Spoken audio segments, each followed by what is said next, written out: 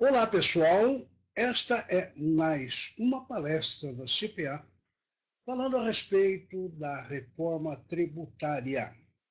Bem, nós estamos num período em que fala-se muito a respeito dessa reforma tributária e nós estamos aproveitando e conversando sobre isso com vídeos, com textos, etc. Né?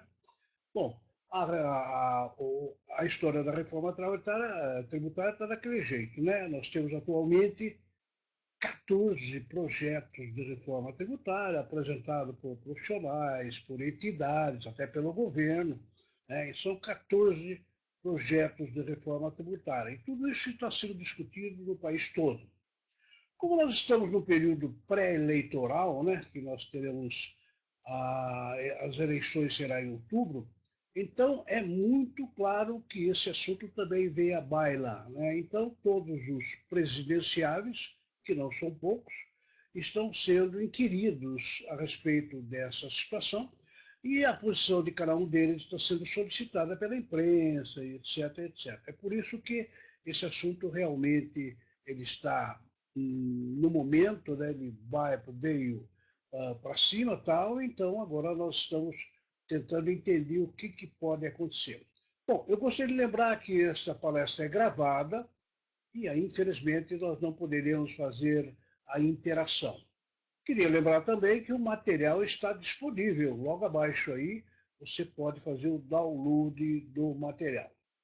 Muito bem, este vídeo é o terceiro de uma série que nós começamos há algum tempo. Primeiro nós falamos do IBS, que é o Imposto sobre Bens, sobre Operações, Bens e Serviços, que é o IVA. Depois falamos também sobre a CBS, que é a Contribuição sobre Operações de Bens e Serviços, que nós até dissemos na época que é realmente uma cópia. A CBS é uma cópia do IBS, né? É apenas uma tentativa, e veremos isso depois, uma tentativa na proposta de antecipar a vigência do IVA, né?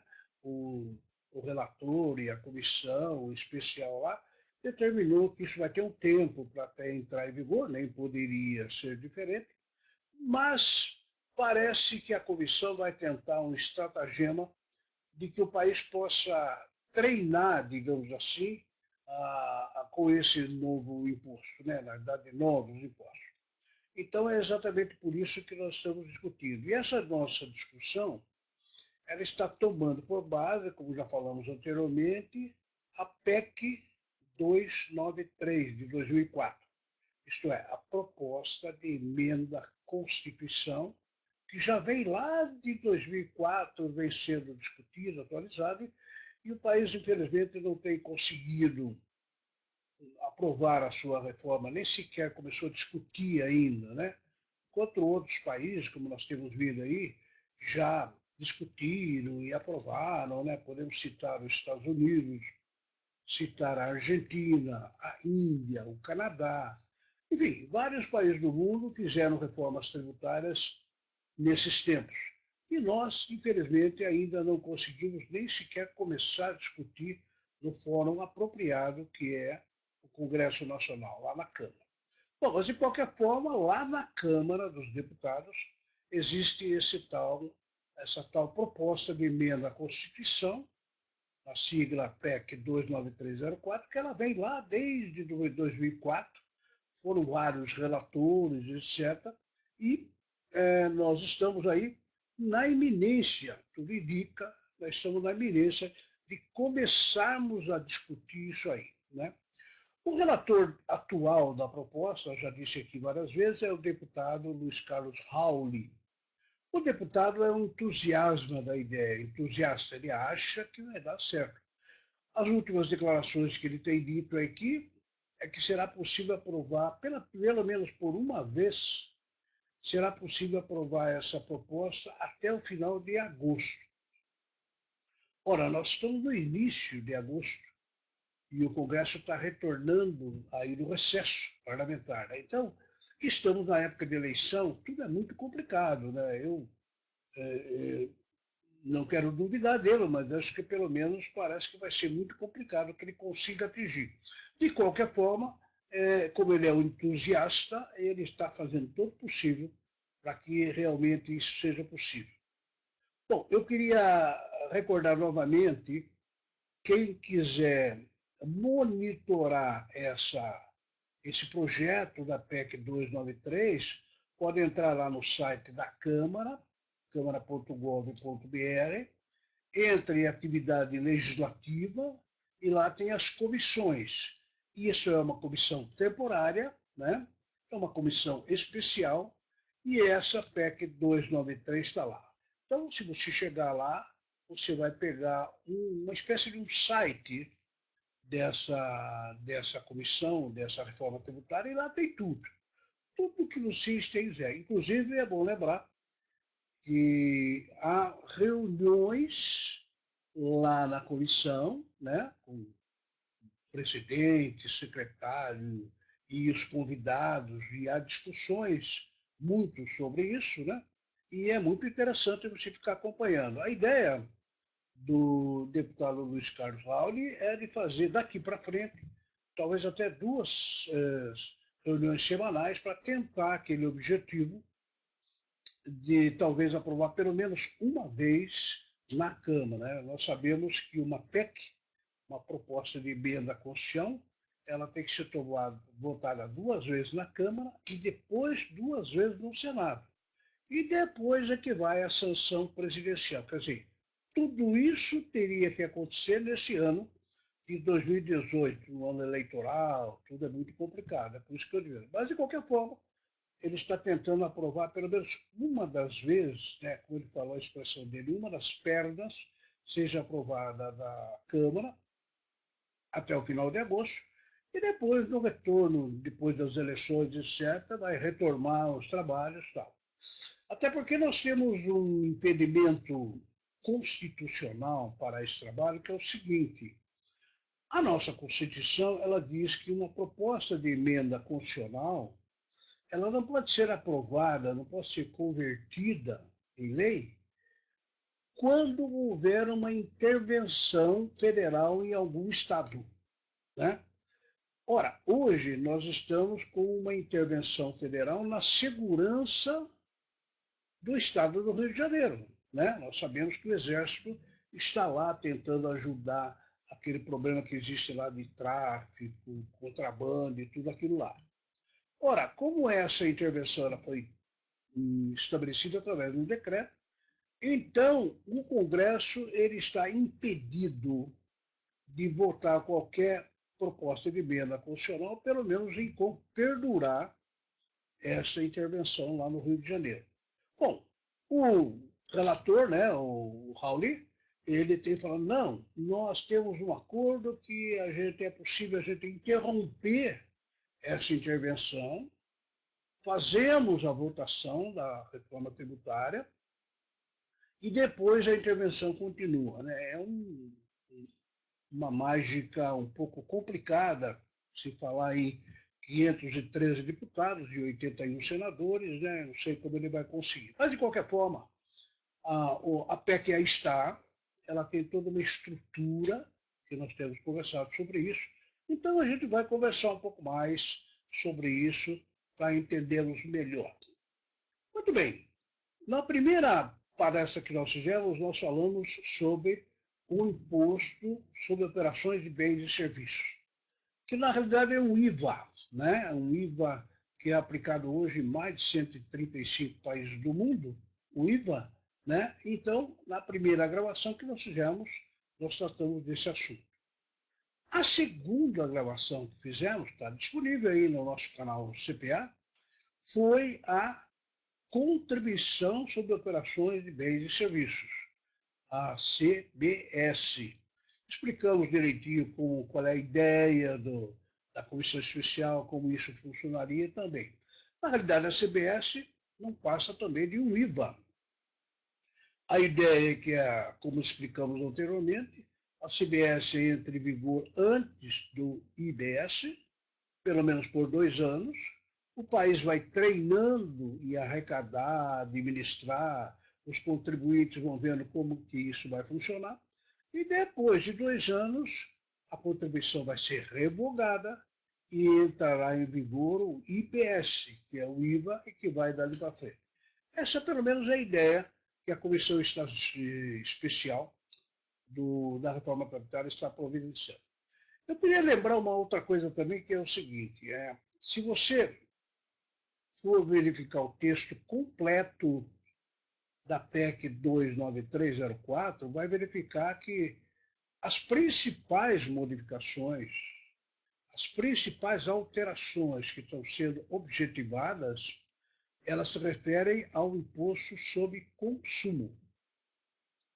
O imposto sobre consumo no Brasil ele tem uma situação muito peculiar, porque ao longo do tempo nós acabamos criando leis para tributar o imposto sobre consumo, é mais ou menos 50% da arrecadação federal, enquanto isso os outros tributos, como o tributo sobre a renda, ou de renda, ou o tributo sobre propriedade, IPTU, IPVA, por exemplo, ele foi ficando para trás. Quer dizer, então nós temos mais de 50% da arrecadação hoje é do imposto sobre consumo. E 23%, mais ou menos, é o imposto de renda e sobre a propriedade. Isso é uma distorção muito grande, porque nos demais países mais adiantados, a proporção é exatamente o inverso. Né? É exatamente 50% vem do imposto de renda e do imposto sobre propriedade e 20 e tantos por cento vem do imposto sobre consumo. Ora, isso cria uma distorção muito complicada. Por quê? Porque nós temos uma tributação no consumo que evidentemente encarece o preço. O imposto sobre consumo, ele reflete-se automaticamente no preço dos produtos, das mercadorias. E aí quem vai pagar é o contribuinte. Enquanto que a tributação sobre a renda e sobre a propriedade já é diferente, porque isso aí é uma tributação pessoal, não é uma tributação genérica que atinge todo mundo. O imposto de renda da pessoa física, por exemplo, ele cobra de determinado contribuinte. O imposto sobre a propriedade urbana, o IPTU, incide sobre o dono da casa. Né? Então, essa é uma grande discussão que nós temos que a comissão especial, especificamente o Raul, que é o relator, tem dito muito que o principal objetivo desse projeto de reforma tributária, que hoje está espelhado na PEC 293, é inverter essa posição, de uma forma tal que o imposto de renda e propriedade vá para 50% e o imposto sobre consumo venha para 20 e tantos por cento. Né? Ora, esse mecanismo, segundo o relator, seria o seguinte: você tem o imposto de renda nessa altura, imposto de consumo nessa altura, e você tem o imposto de renda e propriedade nessa altitude, digamos. O projeto, o que a PEC 293 pretende? Exatamente inverter isso, de uma forma que o imposto de renda e sobre a propriedade atinja o nível de 50% da arrecadação e o imposto, né, sobre o consumo seja reduzido em 22%, 23%. Segundo a ideia da comissão, o que ocorreria? Menos imposto sobre os produtos, sobre mercadorias, então o consumo vai ficar mais barato. Né? Isso vai facilitar a vida de todos os consumidores. Ao passo que o imposto de renda e a propriedade aumenta e vai atingir as maiores rendas, as maiores propriedades e assim por diante. Né? Então, essa basicamente é a ideia geral que a PEC 293 pretende fazer. Agora, como eu estou falando, né? Se o imposto sobre consumo ele tem esta altitude e renda e propriedade tem isso, para fazermos esse mecanismo pretendido, segundo o relator, nós teremos que revogar 8 tributos. 8 tributos atuais, segundo o projeto, serão revogados. E quais são esses tributos? IPI, PIS, COFINS, ICMS, ISS, CID combustíveis, salário, educação e IOF. São 8 tributos, entre impostos e contribuições, que, segundo o projeto, serão revogados. No lugar desses 8 tributos, entrará o IVA, o Imposto no Valor Agregado, que o projeto ele chama com um nome diferente, ele chama de IBS, Imposto de Bens e Serviços, mas é o IVA, né? E também a CBS, que é a Contribuição sobre Operações com Bens e Serviços. Os dois, somando os dois, nós temos aí o IVA geral, né? O Imposto sobre o Valor Agregado.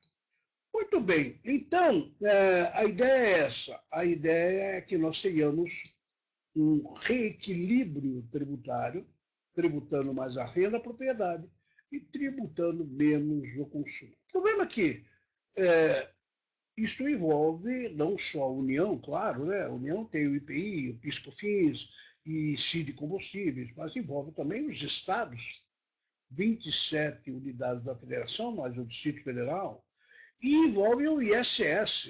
Nós temos mais de 5.600 municípios no país, né? Então envolve o interesse desses entes tributantes, como os estados, importantíssimos, e também como os municípios, né? E tudo, lógico, tem que ter um acordo federativo, um acordo com o país.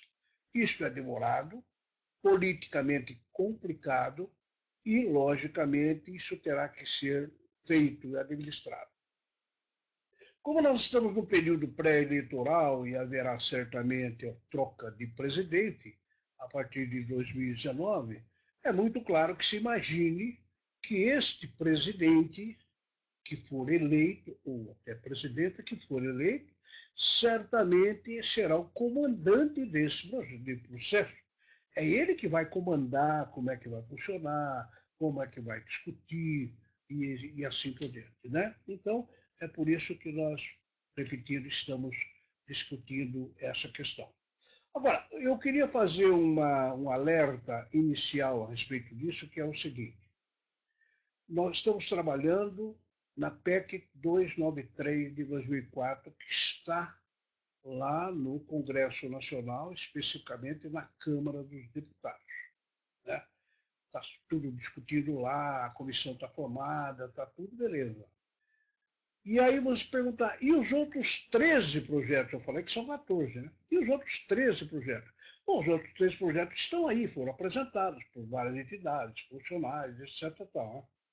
Não estão sendo discutidos né, com a mesma frequência, digamos, porque aquilo já está envolvendo o Congresso, etc. Tal. Mas nada impede, em absoluto, que de repente um dos projetos que não estão sendo discutidos agora tanto, eles passem para o primeiro lugar. E aquele projeto da 293 ele fique para depois, né? Então, claro, em matéria de política, tudo é imprevisível, né? Como diria aquele político mineiro, política você olha no céu, a nuvem está de um jeito. De repente, se olha de novo, a nuvem já mudou de lugar. Então, política é isso aí, ela vai ao sabor do interesse, da pressão, das conveniências e assim por diante. Mas, hoje,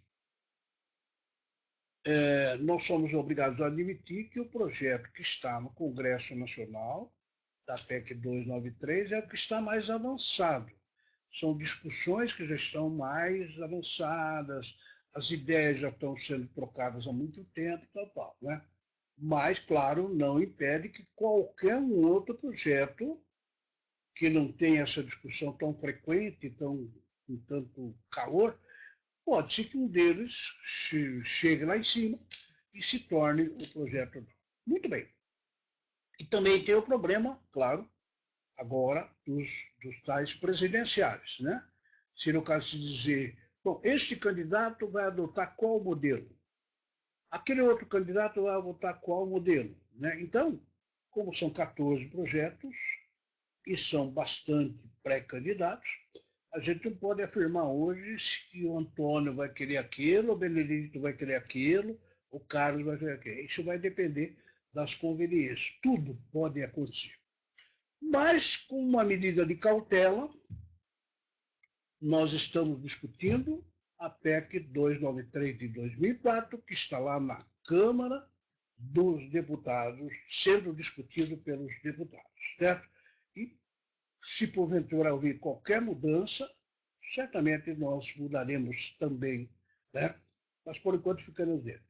Muito bem, então nós já vimos anteriormente que a PEC 293 ela faz várias alterações. A PEC 293 ela tem 9 artigos, né?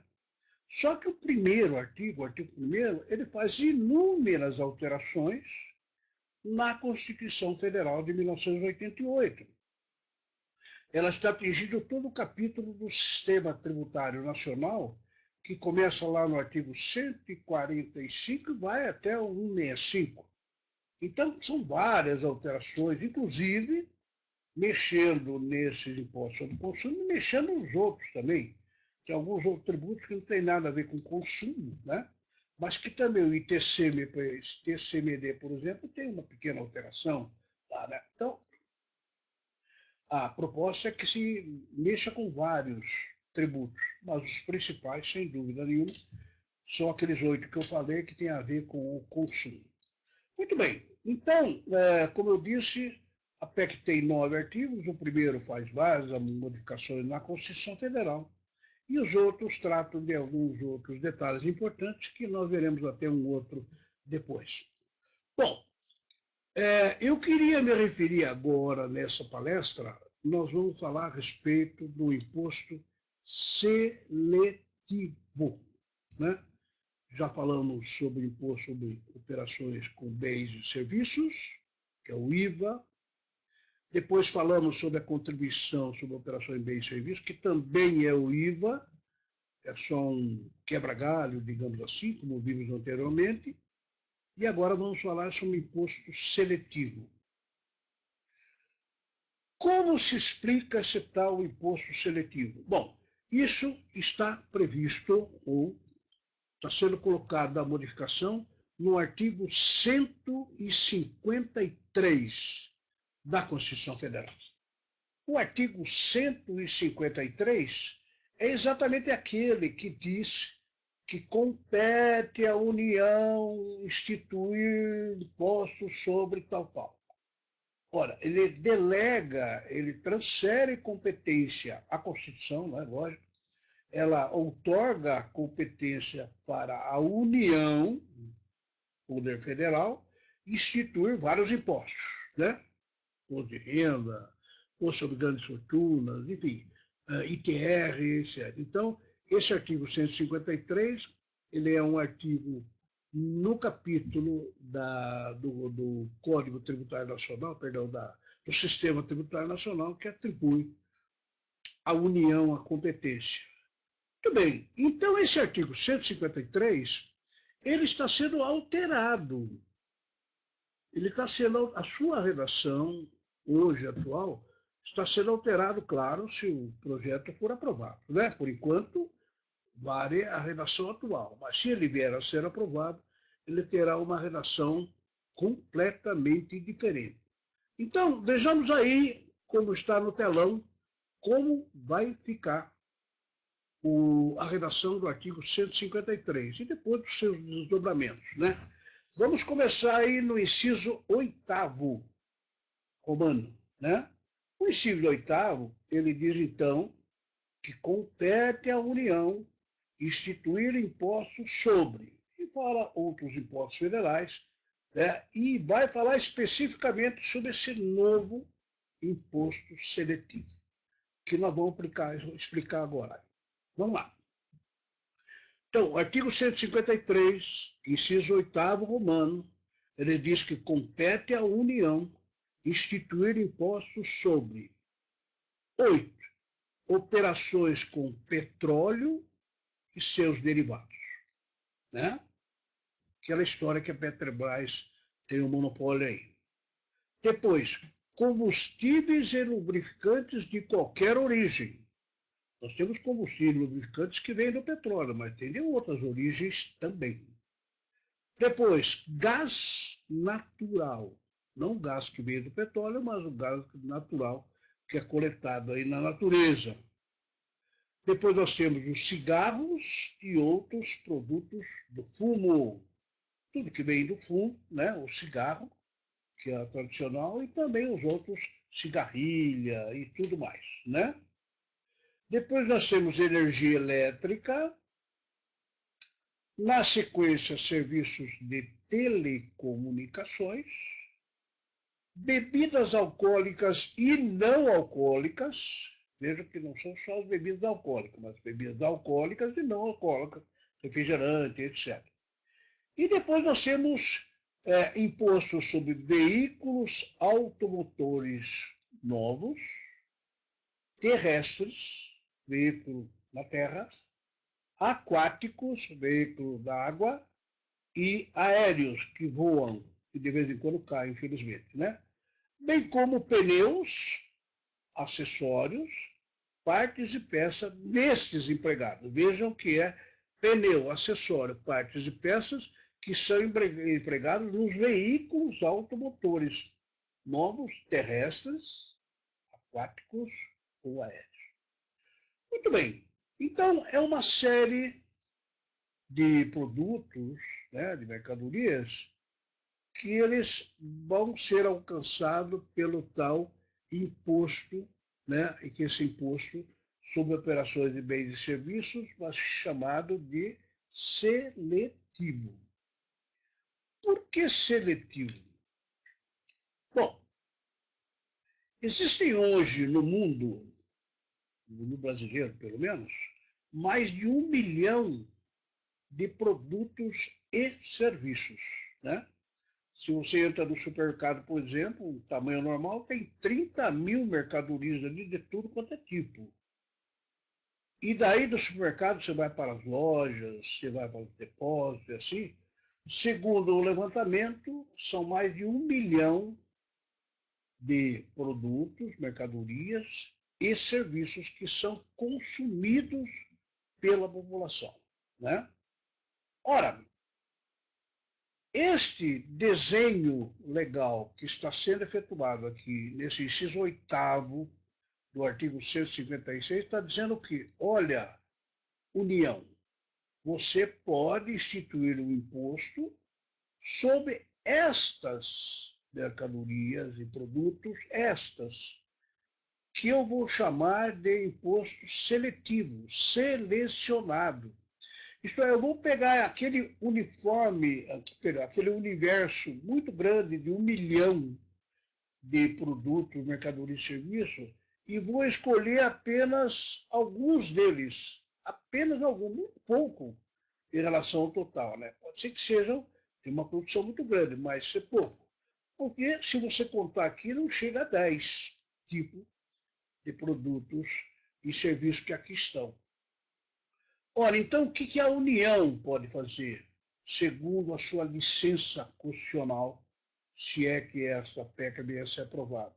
A União pode pegar esses produtos e serviços, né, e tributá-los com um imposto que nós podemos chamar de seletivo. Por que seletivo? Porque houve uma seleção. Ele é como a seleção brasileira de futebol, né? Tem um monte de jogador aí no Brasil inteiro. Aí o técnico faz uma seleção e escolhe alguns deles. Claro, na última Copa do Mundo nós não escolhemos corretamente, né? Lamentavelmente. Então a União, o que ela pode fazer? A União, aqui no nosso caso, é o nosso técnico Tite, que ele pode pegar de 1 milhão de jogadores de futebol e escolher 20 e tantos para levar lá para levar, né, para disputar a Copa. Não deu certo, né? Como poderia ter dado também. A próxima vez a gente tenta. Muito bem, então a União, que é o nosso técnico, pode escolher alguns produtos e serviços que estão listados aqui na Constituição, nessa nova redação do artigo 153, ali no seu inciso 8º. Então vamos fazer algumas considerações, né, a respeito desses produtos e serviços.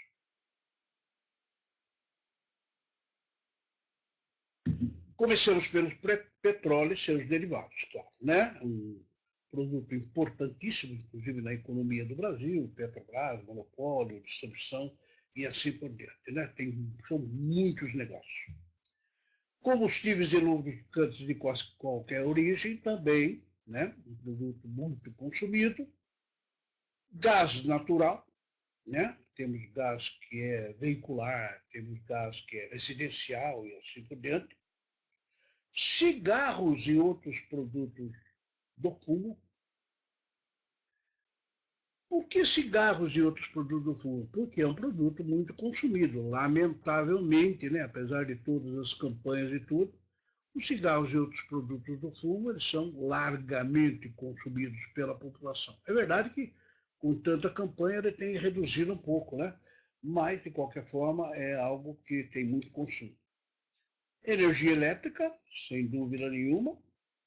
Serviços de telecomunicações, estamos aí com nossos celulares, nossos telefones, tudo que existe aí, telecomunicações. Bebidas alcoólicas e não alcoólicas, bebidas que têm álcool, cerveja, chope, uísque, etc. E as não alcoólicas, água, refrigerante, né? São bebidas não alcoólicas. E, finalmente, toda a categoria da indústria automotiva, não só da automotiva, mas os veículos automotores novos, que será atingido aí pelo tal imposto seletivo, só que com uma divisão aí, né? Veículos novos terrestres, automóvel, caminhão, caminhonete, motos, etc. São veículos terrestres. Se bem que tem algumas motos que de vez em quando, embora sejam terrestres, saem voando por aí. E aí o motoqueiro vai junto. Então são veículos automotores novos, terrestres, aquáticos, barcos, iates e assim por diante, e aéreos, aviões, helicópteros, e vai por aí afora, né? Então, essa categoria de produto também será atingida. E depois tem um acréscimozinho dizendo, olha, os pneus dos automóveis, os acessórios dos barcos, né? As partes e peças empregadas nos aviões, etc. Enfim, tudo que se acrescenta a isso aí também será atingido por esse imposto seletivo. Bem, nessa redação que nós temos aqui, a gente já nota que tem produtos que são largamente consumidos, petróleo, por exemplo, combustível, cigarro, etc. Só que tem alguns produtos que foram escolhidos aí pelo que o legislador chama de externalidade, externo, coisa externa desse produto. Por exemplo, cigarro e outros produtos do fumo.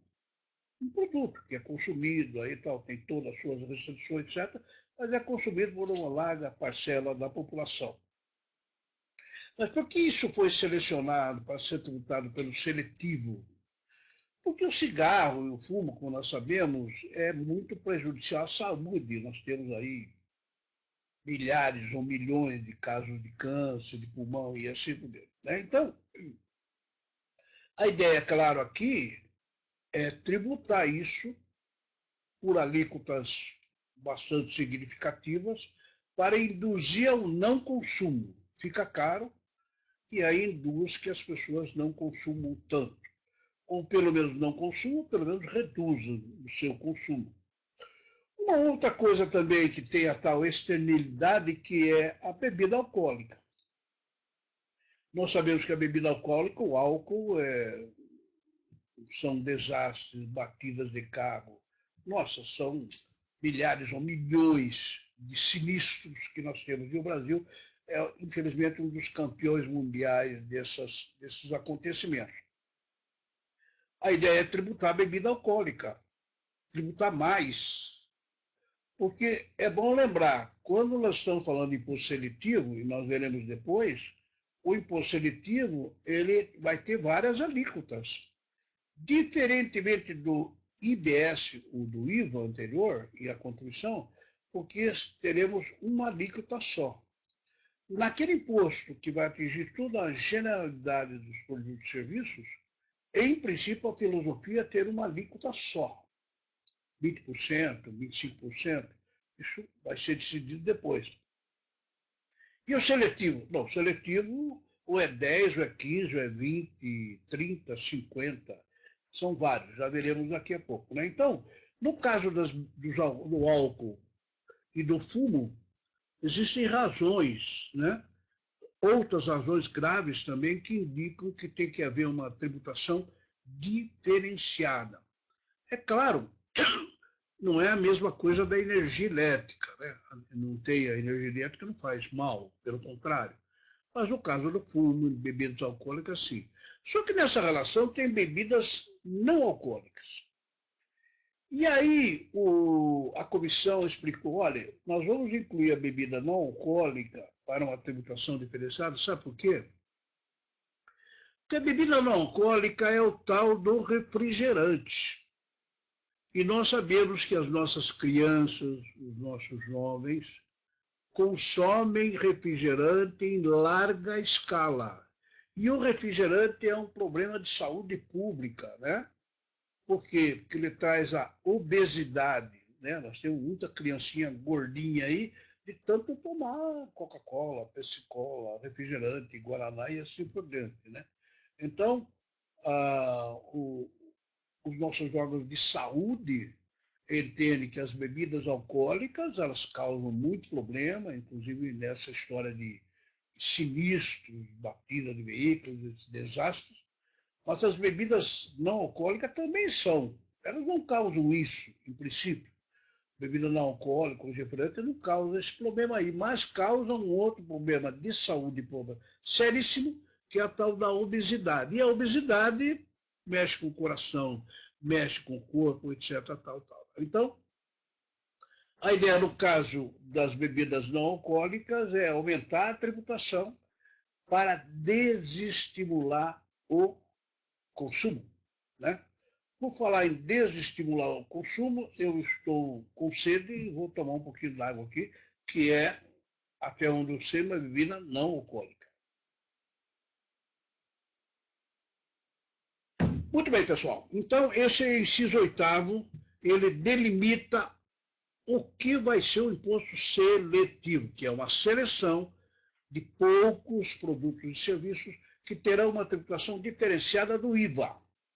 O IVA vai ter uma alíquota só, pelo menos é o objetivo da comissão que tem uma alíquota só, ou no máximo 2 ou 3.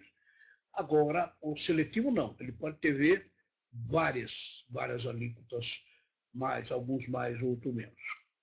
Muito bem, então vamos fazer o seguinte. Esse mesmo artigo 153, que tem aí o inciso 8º romano, ele tem um parágrafo 6º que ele dá alguns detalhes, né? Como que vai funcionar esse tal imposto seletivo, né? Então vamos lá. O parágrafo 6º, ele diz: o imposto de que trata o inciso 8º, que é o imposto seletivo, atenderá ao seguinte. E aí ele dá várias características disso aí. Qual é a primeira? Bom, inciso 1, incidirá também nas importações a qualquer título. Né? O produto é fabricado aqui no país, o serviço é prestado aqui, né? Tudo bem. Agora, se vier de fora, e paga, né? Tem que pagar o seletivo, se for um desses. Agora, se vier de fora, se o cigarro vier de fora, se o petróleo vier de fora, se a bebida alcoólica vier de fora, ela vai também pagar o seletivo, né? Por quê? Porque o seletivo, segundo a ideia da comissão, incidirá também nas importações. Muito bem, vamos ao segundo item. O seletivo ele poderá ter alíquotas diferenciadas nos termos da lei. Claro, tem uma lei que vai fixar essas alíquotas. Por que alíquotas diferenciadas? Olha, porque, claro, petróleo vai ter uma alíquota. Cigarro vai ter que ter uma alíquota maior. Bebida alcoólica, maior. Veículos menores e assim por diante. Né? Então, o seletivo ele poderá ter, pela autorização legal, uma alíquota diferenciada, uma lei que vai fixar. Muito bem, e qual é a terceira característica desse tal seletivo? Eu não falei, mas eu gostaria de lembrar, né? A maioria dos países, eu já me referi ao fato de que são mais de 130 países, inclusive muitos deles próximos de nós aqui, né? Nós temos a Argentina, temos o Chile e assim por diante. Vários países próximos de nós, eles têm o IVA. A maioria desses países espalhados pelo mundo cobra o IVA e cobra também o seletivo. A filosofia do imposto, do IVA, é que nós tenhamos 1 milhão tributados a uma alíquota única e depois nós temos 10, 8, 7, depende aí do país, das condições, que são tributadas pelo seletivo. E são, como diz aí, por alíquotas diferenciadas. Né? Então haverá uma tabela, INCM, aquela história toda, mas é muito pouco, né? A maioria é tudo padronizado. Mas o terceiro item diz o seguinte: o seletivo não incidirá na exportação de bens e serviços, estabelecendo a lei a forma de devolução do imposto que os onerá. Muito bem, o Brasil fabrica tudo isso que está aqui, o Brasil fabrica. Traz muita coisa de fora, petróleo, inclusive, bebidas alcoólicas, né? Traz muita coisa de fora, mas também fabrica. Exporta petróleo, exporta bebidas alcoólicas, cachaça, por exemplo, a nossa cachaça vende no mundo inteiro. Aqui sobra, evidentemente, né? A gente consome e se sobrar alguma coisa, a gente manda para fora. E também nós temos veículos, cara, toda essa indústria automobilística. Então, a exportação de bens e serviços não vai pagar o seletivo, né? Vai ter uma lei que vai dizer o seguinte: olha, se você fabricar veículo, certamente você vai estar pagando o IBS lá, o IVA, né? E a CBS também vai estar pagando, que é não cumulativo. Só que quando você exportar e você acumula esses impostos que pagou nas fases anteriores, vai acreditar, vai compensar com o quê? Não tem que compensar. A exportação, como diz aqui, não tem incidência do seletivo. E você tem um seletivo, você tem impostos anteriores. Ora, quer dizer, a lei vai estabelecer a forma de devolução do imposto que os onerá. Que pagou anteriormente não compensa na exportação, porque será zero, mas a lei vai dizer como deve ser compensado. Muito bem, gente. Agora nós vamos para o quarto item, aí do artigo 153, no seu inciso 8º. O imposto seletivo não poderá ter alíquota superior à do imposto previsto no artigo 155. Olha, nós estamos no artigo 153, né, falando do seletivo.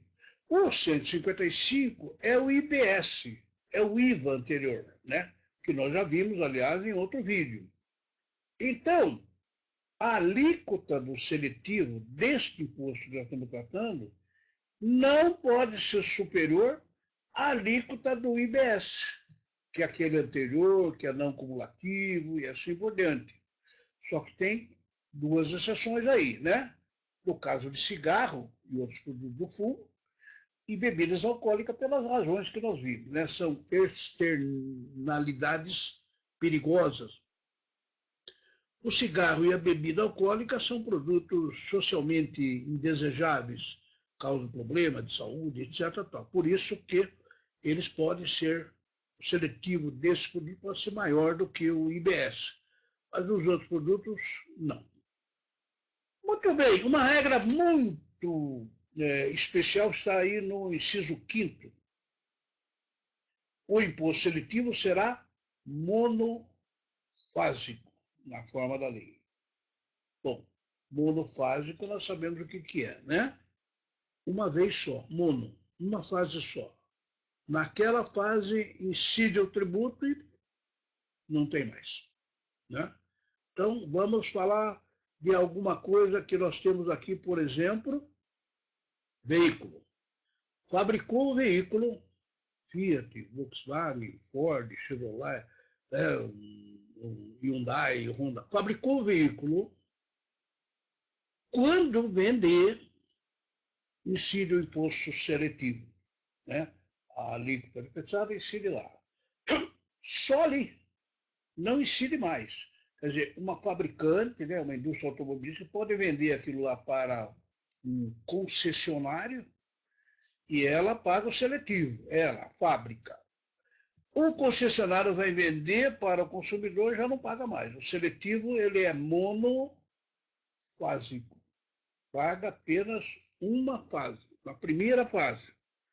Isso falando também de energia, cigarro e assim por diante, bebidas refrigerantes, né? Você pode ter uma indústria de refrigerante que fabrica lá uma garrafinha de Guaraná, qualquer coisa lá, quando ela vender para a distribuidora, ela paga o seletivo. A distribuidora vai vender para o bar, restaurante, já não paga mais, o seletivo ficou lá atrás. O seletivo ele é monofásico, totalmente diferente do IVA, do IBS, lá no artigo 155. Por quê? Porque o IBS ele é plurifásico, não é monofásico, ele é plurifásico, né? Um vende, paga, depois vende, paga, cada um compensa o anterior e vai indo, vai indo. É plurifásico. O esquema do ICMS, o esquema do IPI, o mesmo esquema do PIS e COFINS não cumulativo, né? Porque nós temos PIS e COFINS cumulativo.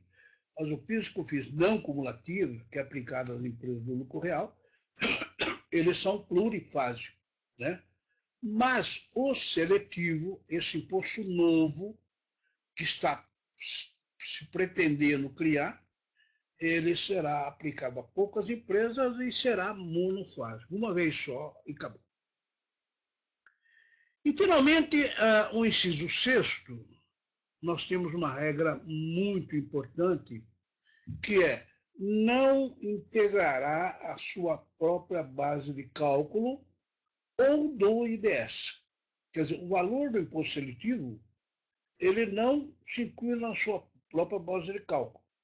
E também não se inclui na base de cálculo do IBS. Isso quer dizer o seguinte, esses produtos que estão listados aí no inciso 8º do artigo 155, nessa nova redação, eles vão pagar os dois impostos. Eles vão pagar o seletivo e vão pagar também o IBS. O seletivo é monofásico e o IBS é plurifásico, né?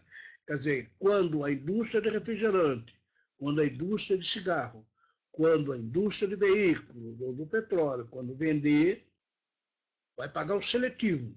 Vai ter uma tabela, tem uma alíquota diferenciada, pode ser mais ou menos, depende aí do tratamento que a legislação, que o legislador for querer dar. Ele vai pagar o seletivo. E vai pagar também o IBS, que é o IVA, né?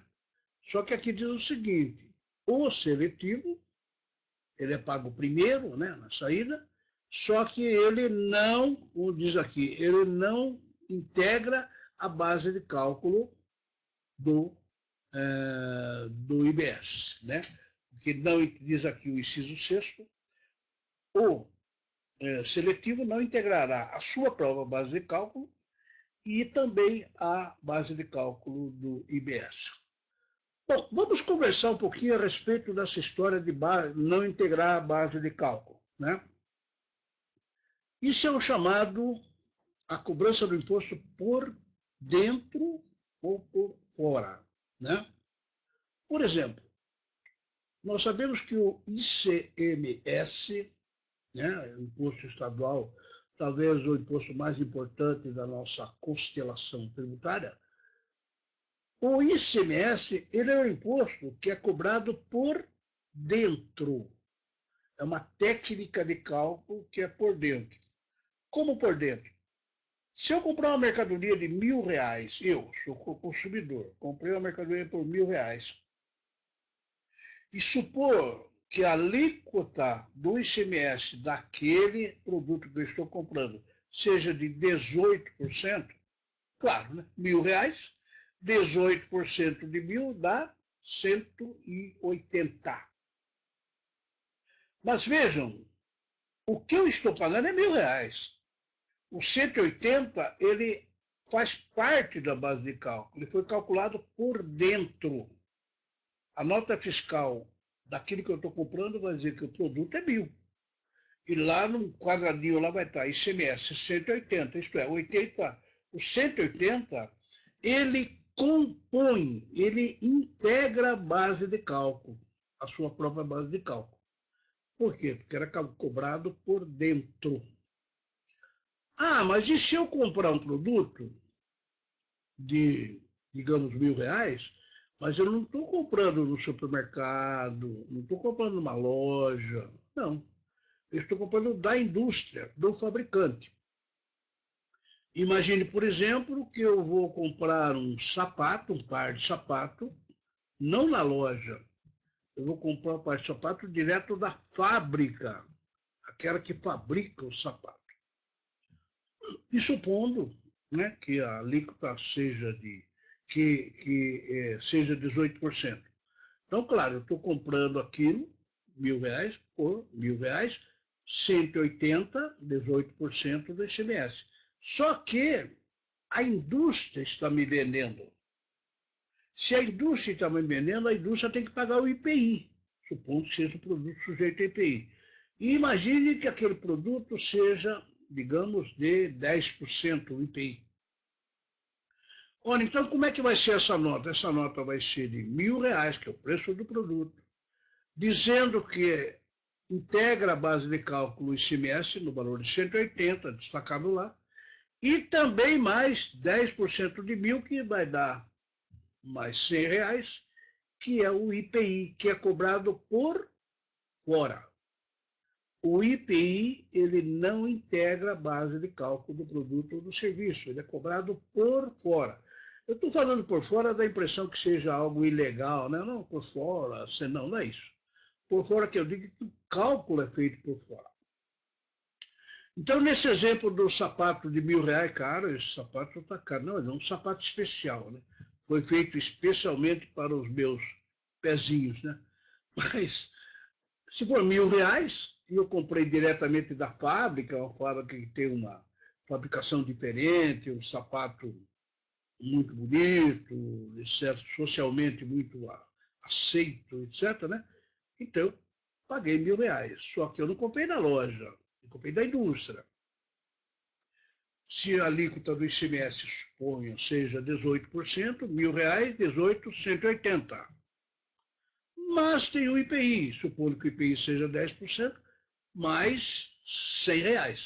E eu vou ter que pagar para a indústria 1.100, sendo 100 do IPI, que ela vai recolher para o governo federal, e sendo 180, que ela vai recolher para o governo estadual. Por quê? ICMS é cobrado por dentro, inclui, ele integra a sua própria base de cálculo. O IPI é cobrado por fora, não integra a sua base de cálculo, por isso que é 1.000 mais 100, 1.100. Ok? Então, essa regra de cobrar por dentro e por fora é interessante lembrar, porque quando nós vimos lá o artigo 155, através do IBS, que é o IVA, a regra também lá é assim. O IVA, o IBS, assim como a contribuição também, eles também não integram a sua própria base de cálculo. Né? Ele não integra a sua própria base de cálculo. É a técnica do IPI.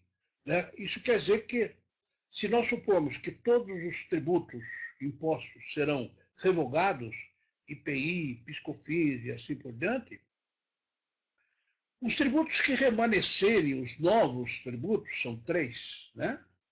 Os novos tributos que estão sendo criados pela PEC 293, todos eles não integrarão a sua própria base de cálculo, né? E aí a ideia de integrar a base de cálculo é muito importante, porque veja bem, você compra uma mercadoria, né, por um determinado valor e não sabe quanto tem de imposto ali, né? O consumidor não sabe quanto tem naquilo. É por isso que a cobrança por fora é muito mais democrática, tecnicamente melhor, porque o contribuinte vai saber exatamente qual é o imposto. Aqui no Brasil nós temos uma lei que a nota fiscal tem que dizer quanto tem de imposto ali, né? Tudo que você compra deveria estar na nota fiscal o imposto, a carga tributária, isso aqui é tanto. Bom, nós sabemos que isso não funciona, né? Isso, o pessoal vai pela média, não, tem mais ou menos 15%, tudo. Quer dizer, nunca informa o valor correto. Ora, quando não integra a prova base de cálculo, aí você sabe exatamente qual é o valor que está sendo cobrado do consumidor.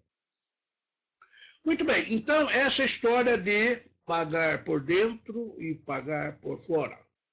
Se for aprovado, né, digamos, seja aprovado, tanto o IBS como a CBS, como também o seletivo, serão cobrados por fora, isto é, não integrando a base de cálculo.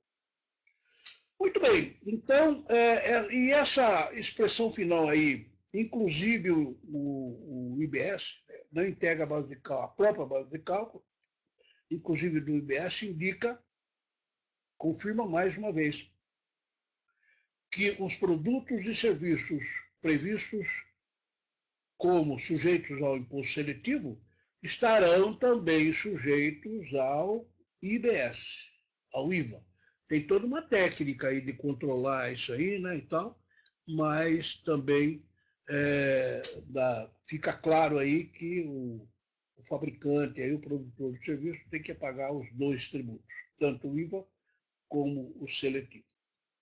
Muito bem, pessoal. Então vamos finalmente fechar esse esquema para sabermos que é exatamente assim que funciona, né?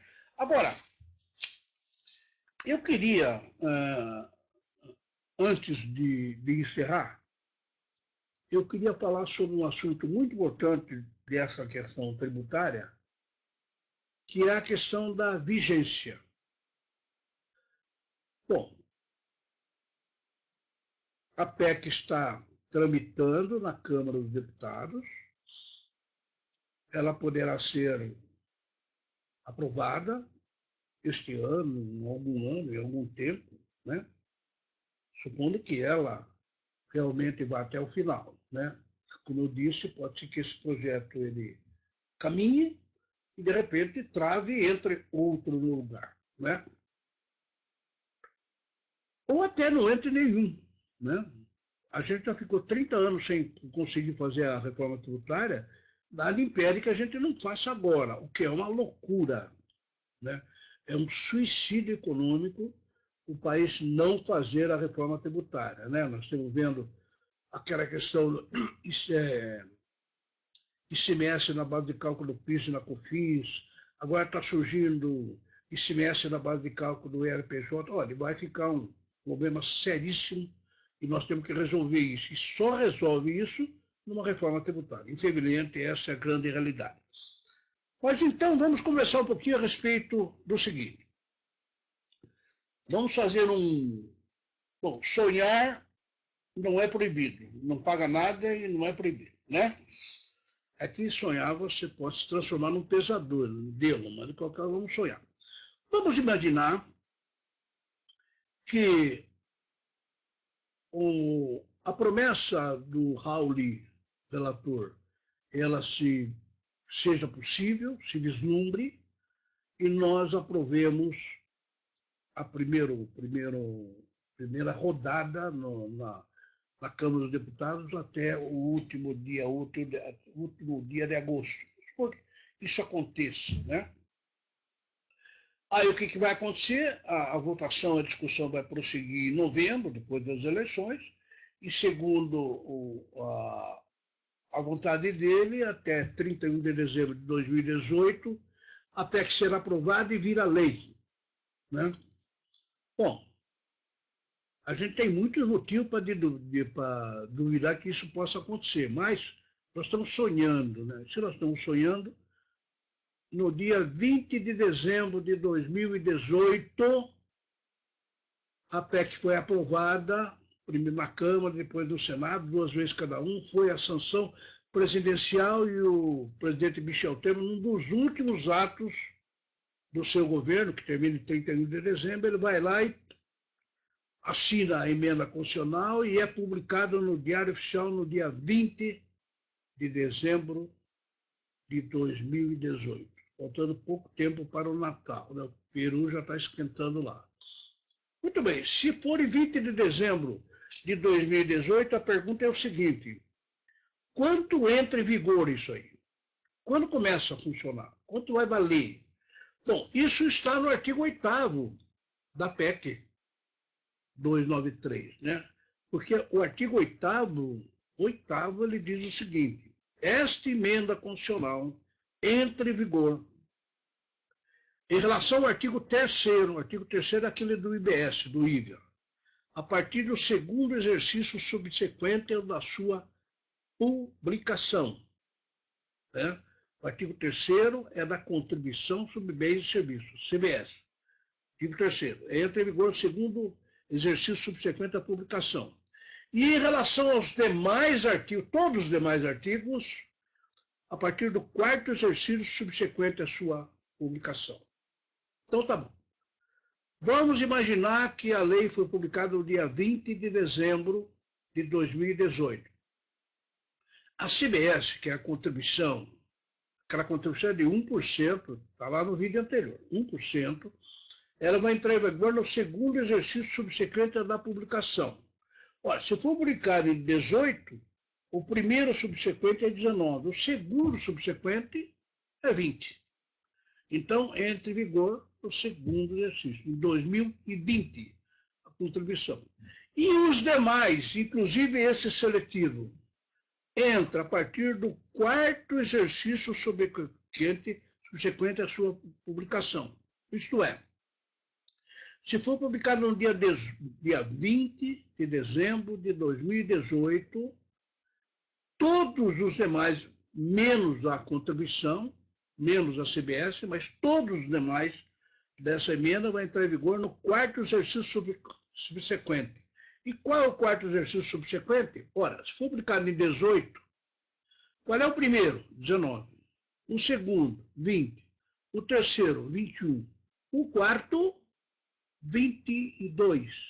Isto é, todos os demais artigos da PEC 293 entrarão em vigor em 2022, se a lei for publicada até 31 de dezembro de 2018.